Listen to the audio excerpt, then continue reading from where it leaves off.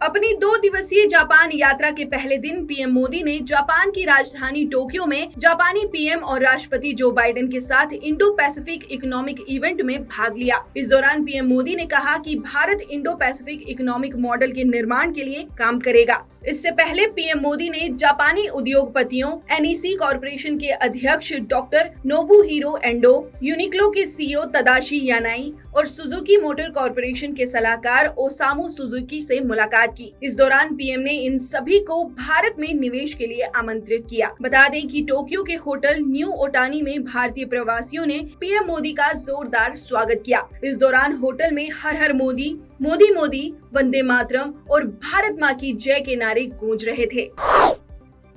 Supreme court के आदेश पर सोमवार को वाराणसी के जिला जज के सामने ज्ञानवापी मस्जिद को लेकर सुनवाई शुरू हुई। सिविल जज की अदालत से सभी फाइलें जिला जज की अदालत में पहुंच गई हैं, लेकिन अभी फाइलों को देखा नहीं जा सका है। दोनों पक्षों ने अपनी अपनी तरफ से मांगे रखी हैं, लेकिन अदालत ने कोई फैसला नहीं देते हुए कल तक के लिए सुनवाई टाल दी है। अदालत कल इस बात पर सुनवाई करेगी कि किन मुद्दों पर पहले सुनवाई होगी।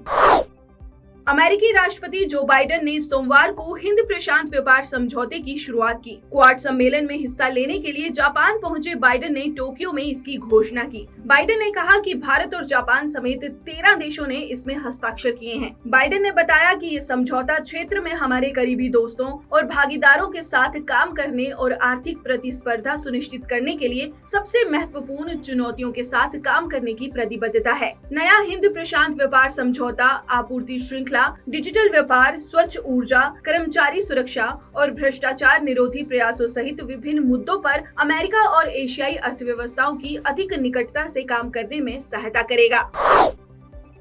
असम के मुख्यमंत्री हिमंत बिस्वा शर्मा ने अपने मदरसों को भंग कर सामान्य स्कूलों में बदलने के फैसले को सही बताया। हिमंत ने हैदराबाद के मौलाना आजाद विश्वविद्यालय के पूर्व चांसलर को जवाब देते हुए कहा कि मदरसा शब्द का अस्तित्व समाप्त होना चाहिए और स्कूलों में सभी के लिए सामान्य शिक्षा पर जोर दिया जाना चाहिए। हिमंत ने जोर दिया कि मदरसे से बच्चे डॉक्टर, इंजीनियर नहीं बन पाएंगे। उन्होंने कहा कि बच्चों को कुरान अपने घर पर पढ़ाएं, लेकिन स्कूलों में बच्चों को डॉक्टर, इंजीनियर, प्रोफेसर और वैज्ञानिक बनने के लिए पढ़ाई करनी चाहिए।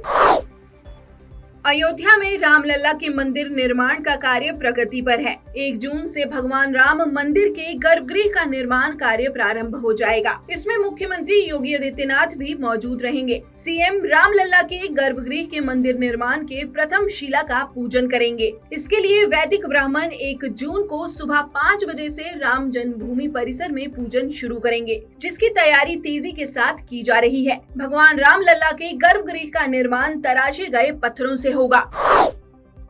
चरमपंथी इस्लामिक संगठन पॉपुलर फ्रंट ऑफ इंडिया यानी पीएफआई के सदस्यों ने केरल के अलापुझा में एक रैली के दौरान सांप्रदायिक नारेबाजी की। इस रैली का एक वीडियो सामने आया है, जिसमें एक बच्चा हिंदुओं के खिलाफ आपत्तिजनक नारेबाजी कर रहा है। वीडियो में बच्चा हिंदुओं और ईसाइयों के लिए समय समाप्त बोलते हुए पाया गया। इसके बाद वहां मौजूद लोगों ने भी ऐसी ही नारेबाजी की।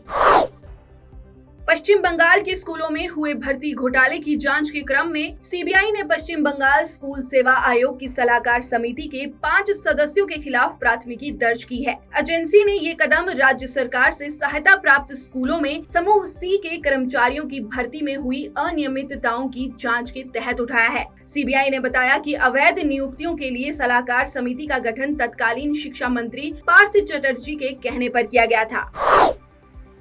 आईएसआई पंजाब और आसपास के राज्य में रेल नेटवर्क को निशाना बनाने की तैयारी में है। इसके लिए खुफिया तंत्र ने अलर्ट जारी किया है। खबर है कि पाकिस्तान पंजाब और आसपास के राज्यों में रेलवे की पटरियों को निशाना बनाने की बड़ी साजिश रच रहा है। रिपोर्ट के अनुसार आईएसआई मालगाड़ियों को निशाना बनाने के लिए पटरियों को उड़ाने का प्लान तैयार कर रहा है।